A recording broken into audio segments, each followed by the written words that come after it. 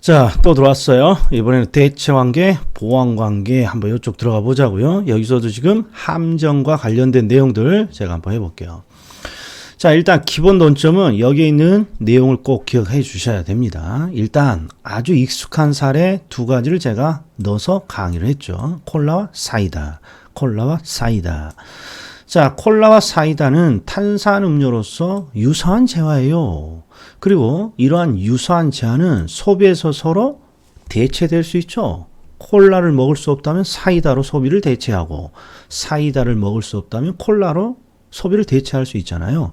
그래서 이렇게 유사한 재화를 소비에서 서로 대체할 수 있기 때문에 경제학에서는 콜라와 사이다를 뭐라고 부릅니까? 소비에 있어서 대체 관계에 있습니다. 이거죠. 자, 문제는 여기까지는 다 안다 그랬어요, 제가.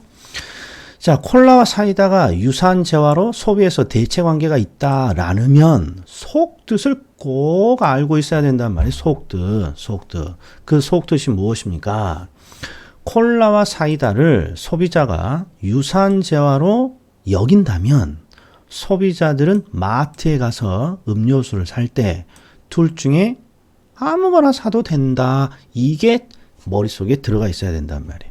콜라와 사이다가 유사한 재화라면 소비자들은 마트에서 콜라를 사도 되고 사이다를 사도 됩니다. 그러면 문제 90%가 끝난 거야. 문제. 자, 그럼 1번 지금 보자고요.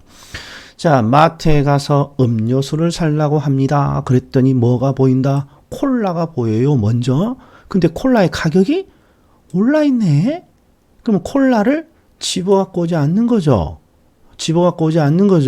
그러니까 사이다의 수요는 콜라를 집어 갖고 오지 않는 거죠. 이게 선택을 하지 않는 거죠. 그러니까 다 자연스럽게 사이다를 선택하는 거죠. 그래서 사이다의 수요는 증가합니다. 옳은 질문. 그 다음에 자, 음료수를 사러 마트에 갔어요. 그런데 콜라가 눈에 탁 보여요. 근데 콜라의 가격이 떨어졌어요. 그러면 나는 뭘 선택해야 된다. 자연스럽게 콜라를 선택하겠죠. 콜라와 사이다 아무거나 사갖고 와도 되는데 콜라의 가격이 떨어졌어? 콜라를 사갖고 와야죠. 그러니까 사이다를 사지 않으니까 사이다의 소비는 감소합니다. 이렇게 돼야 돼요. 얘도 옳은 지문이에요. 옳은 지문. 그럼 이번에는 보완관계로 가죠. 우리가 좋아하는 치킨과 맥주는 결합해서 함께 소비를 할 때 맛을 극대화시킬 수 있어요.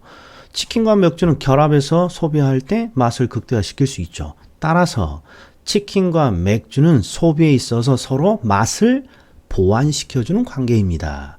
소비의 보완관계입니다. 이렇게 부른다. 이런 말이에요. 그럼 여기까지 이해됐어요. 자, 치킨과 맥주가 보완관계라면 항상 숨어있는 속뜻이 있다고 그랬어요. 바로 이 놈이죠. 치킨과 맥주가 함께 결합해서 먹는 보완관계라면 어떤 특징이 있느냐? 치킨과 맥주는 함께 소비되고 함께 소비되지 않는 거예요. 무조건. 경제학자가 치킨과 맥주가 보완관계예요. 그러면 치킨과 맥주는 함께 소비하거나 함께 소비가 안 되는 거예요. 그러니까 보완관계라면 치킨의 소비와 맥주의 소비는 함께 오르거나 함께 떨어지는 결합관계에 있다. 이런 말이에요. 자, 그럼 보자고요. 나는 치킨과 맥주를 겁나게 사랑하는 사람인데 길을 가다가 치킨을 봤어. 그런데 치킨의 가격이 올라 있어요. 그러면 치킨의 소비를 줄일 수밖에 없는 거죠. 치킨의 소비가 감소될 수밖에 없잖아요. 그러면 항상 함께 마시는 맥주의 소비도 함께 감소하는 거예요. 함께. 그러니까 옳은 지문이에요. 자, 이번에는 치킨을 봤는데 길을 가다 치킨을 봤는데 치킨의 가격이 떨어져 있는 걸 발견했어요. 그러면 자연스럽게 치킨의 소비가 늘겠죠. 그러면 같이 소비하는 맥주의 소비도 늘어나는 거예요.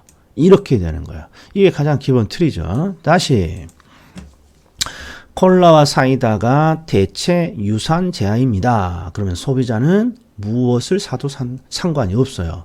근데 마트에 갔더니 콜라의 가격이 올라 있어요. 그럼 나는 뭘 선택해야 돼요? 자연스럽게 사이다를 선택하니까 사이다의 소비가 늘어나는 거예요.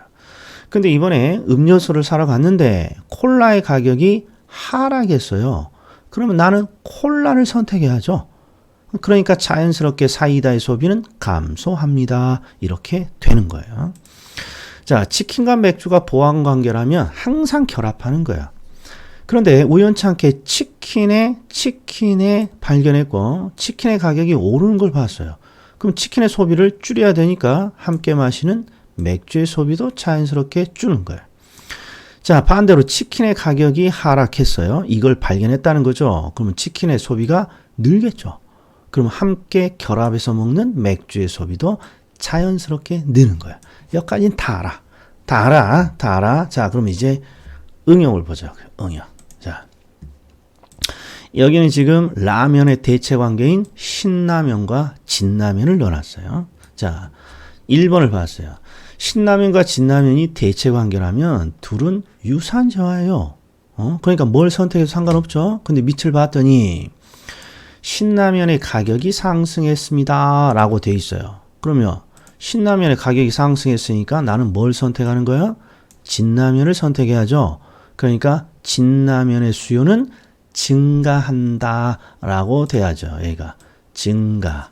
여기까지 이해했단 말이에요. 자, 그런데 갑자기 2번을 딱 봤더니 1번과 뭐가 다른지를 찾아내야 된단 말이에요. 2번 지문이 시험에 열에 딱 한 번, 열도 아니에요. 한 50번 나오면 지문 한 번 정도 나오는데 모의고사 같은 데는 이걸 자주 틀리니까 저희들이 자주 낸단 말이에요.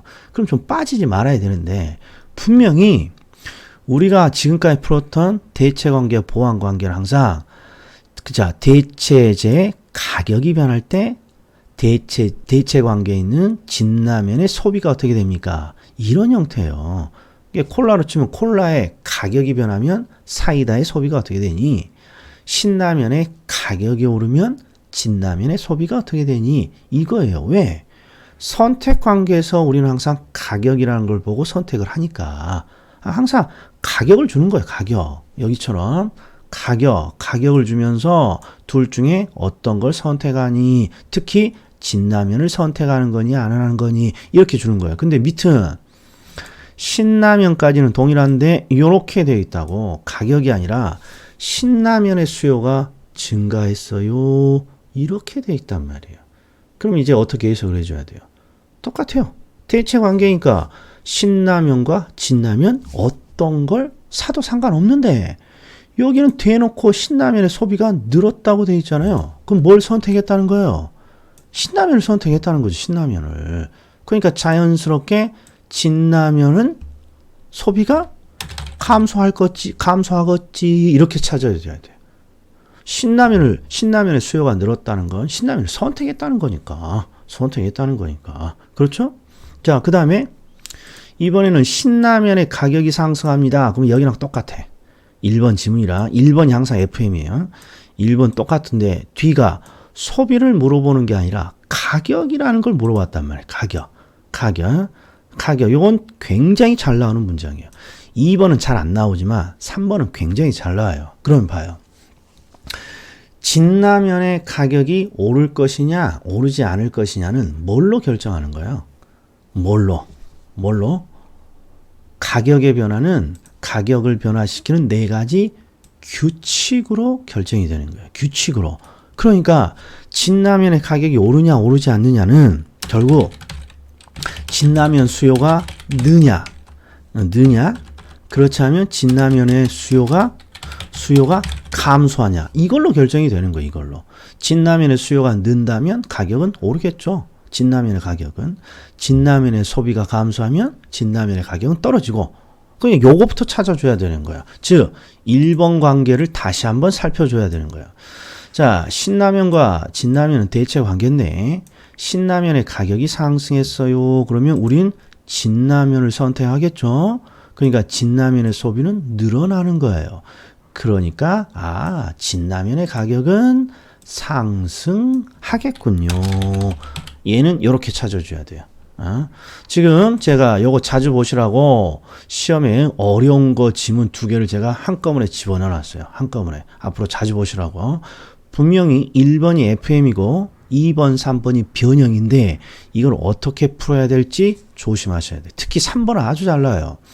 신라면의 가격이 상승하면 진라면의 가격은 어떻게 됩니까? 가격의 변화는 우리 경제학에서는 항상 네 가지 규칙이에요.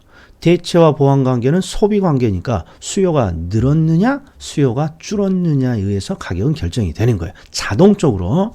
그러니까 우리는 이 가격을 연구하는 게 아니라 신라면의 가격 상승으로 진라면의 소비가 늘었냐, 줄었냐 이걸 찾아줘야 되는 거예요.